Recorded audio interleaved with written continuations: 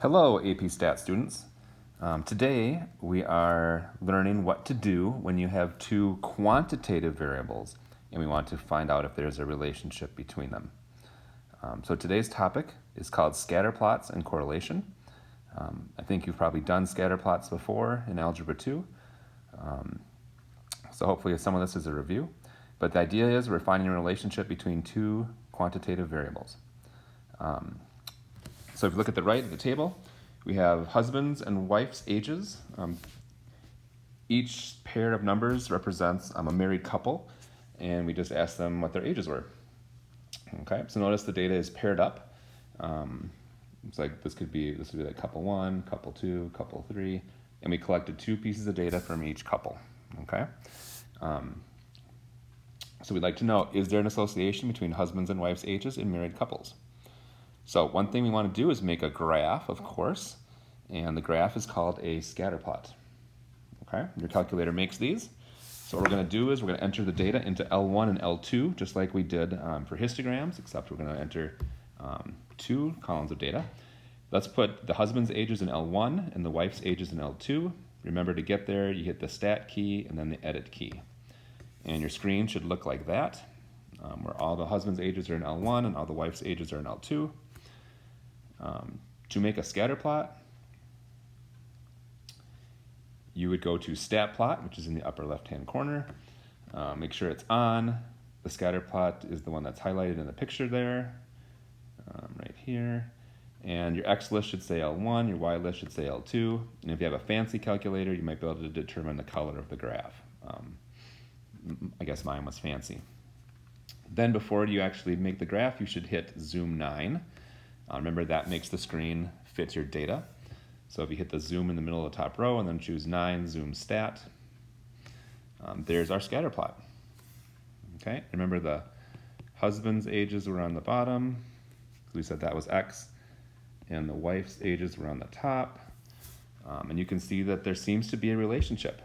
As the husband's ages get higher, it appears that the wife's ages also get higher. And we can see that because the points kind of are showing a trend, right? They're getting, when the husband and wife's ages are both young, we get points down here, and then as we move up the graph, husbands and wives' ages are both getting older, okay? So here's what we would do. We would comment on the association that we find, and this is the kind of statement we're gonna make, that there is a strong, positive, linear association between husbands and wives' ages in married couples. In general, the older the husband is, the older the wife is. Okay, and on the next slide, we're going to learn, or later on in this lesson, what strong, what positive, what linear means. Okay, and also we always want to make some kind of statement about the relationship in context. Okay, so we're going to learn how to make that statement. But that's what we want to do. It's kind of like what we did for histograms when I ask you for the distribution.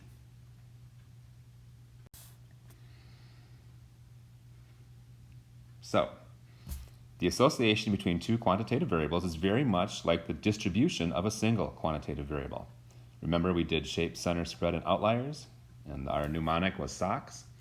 Well, for an association between two quantitative variables, we comment on form, direction, strength, any outliers or unusual points, and then we always make a statement about context. So, what does form mean? Well, the relationship could be linear, which means that the dots line up in a straight line. It could be quadratic, which means a quadratic is a parabola. It could be cubic. Remember, those look like this from previous classes. It could be exponential, where the graph gets bigger fast, etc. So the form just basically names the pattern, okay, that the dots are making, or the points are making.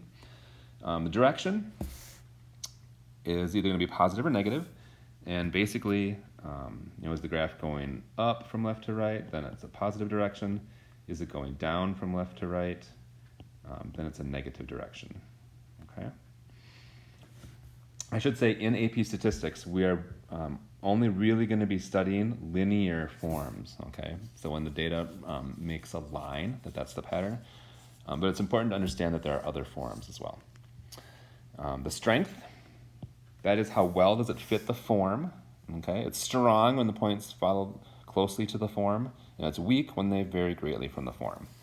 So you could think of a strong relationship would be, the points line up in almost a perfectly straight line. A weaker relationship would be when you can see that there's a relationship, but they don't all line up exactly on a line. Okay, so this would be weaker, and this would be strong. Okay. Outliers are points that deviate from the form or unusual features. We'll cover that later, but it'd be things like a point that's like way up here that doesn't follow the form. And then context, we need to make a statement about this. We say something like, as x variable increases, then the y variable either increases or decreases, depending on if it's positive or negative. We'd say the y variable increases when it has a positive relationship and decreases when it has a negative relationship, okay?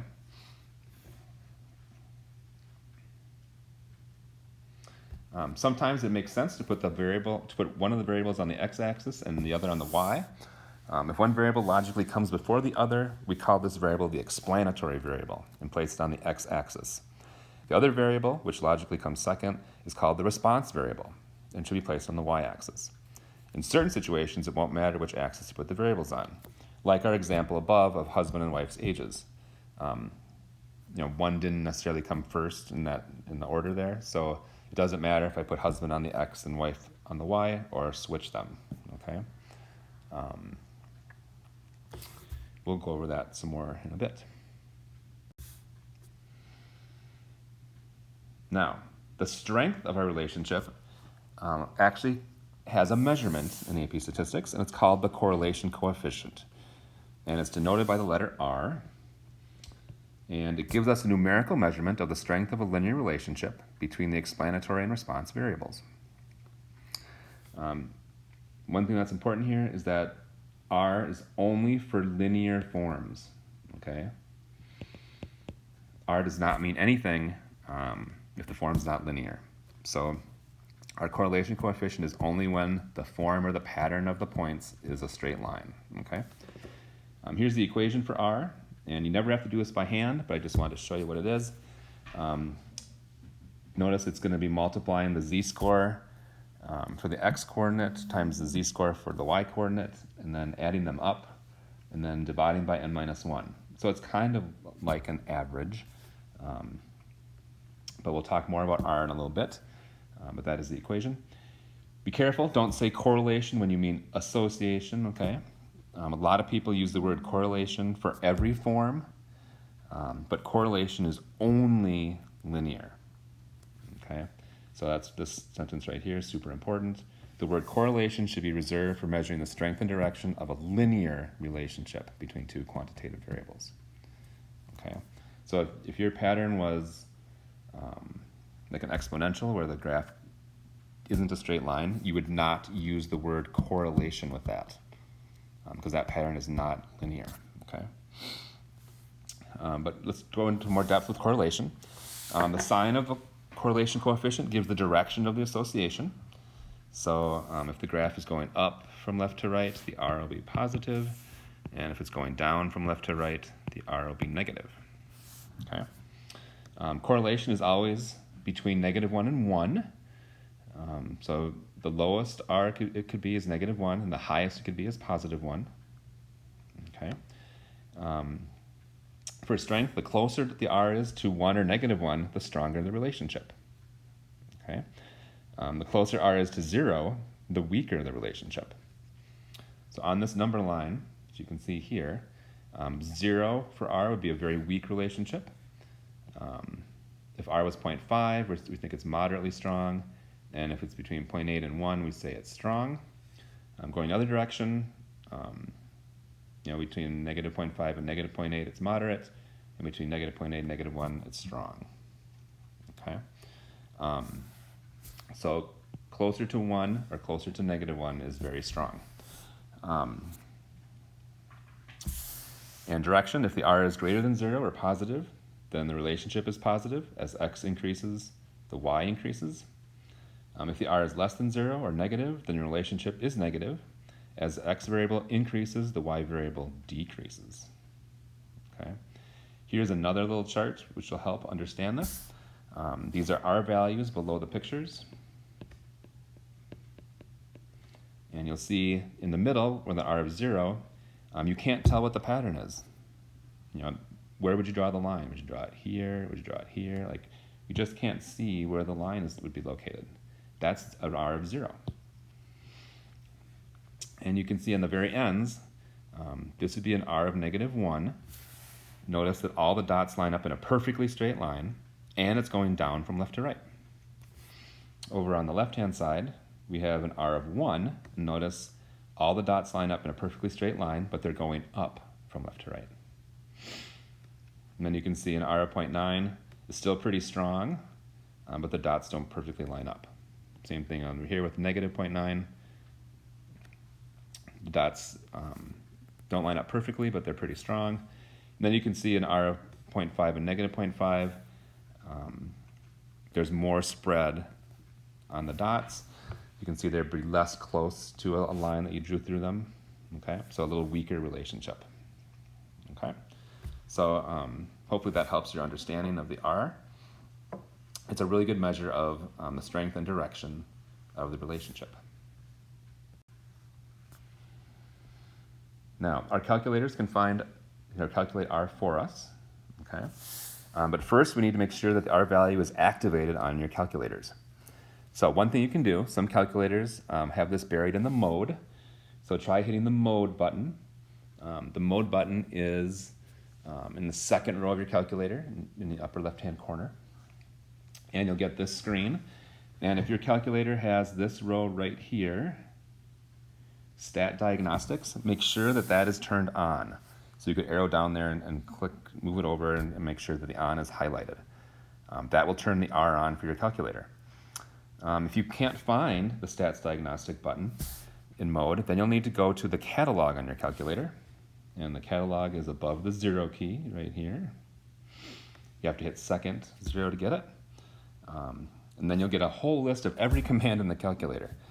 And they're in alphabetical order, so page down until you find the command diagnostic on, and then highlight it and hit enter twice. That will turn on the R value as well. So do everyone should do those two things to make sure that the R is turned on. The default of the calculator is that it would not be on. And you only have to do that once. Once you've done it, it should stay on. But sometimes programs will turn it off and you may have to go back in there and do that again. Now, once your diagnostic is on, then you go to the Stat button. And instead of staying on Edit, where we usually stay, you're going to move over to Calculate, which you can see on that first picture. Then you're going to slide down to Linear Regression number 4. So hit Stat, move the top category to Calculate, and then choose number 4, Linear Regression. Once you get that screen, you want to make sure that your X list is L1 and your Y list is L2. If you're on a TI-83 calculator, it defaults to that, so you don't have to worry about it. You'll see on an 83, the command lin regression will just come out, and all you'll have to do is hit enter. Then you should get this screen right here. And notice it gives us an equation, and it gives us some information about that. But what we really want is this R value right here, 0.97, okay? So you can see by this R value, this 0.97, that the correlation is very strong between husbands and wives' ages in married couples. Okay, remember the highest R is +1. So an R of 0.97 is very close to 1. And notice it's positive as well, which means that the line or the relationship goes up from left to right. As one variable increases, so did the other. If this R and R squared were not on your calculator, that's where you'd have to go up and do turning the diagnostic on. Okay.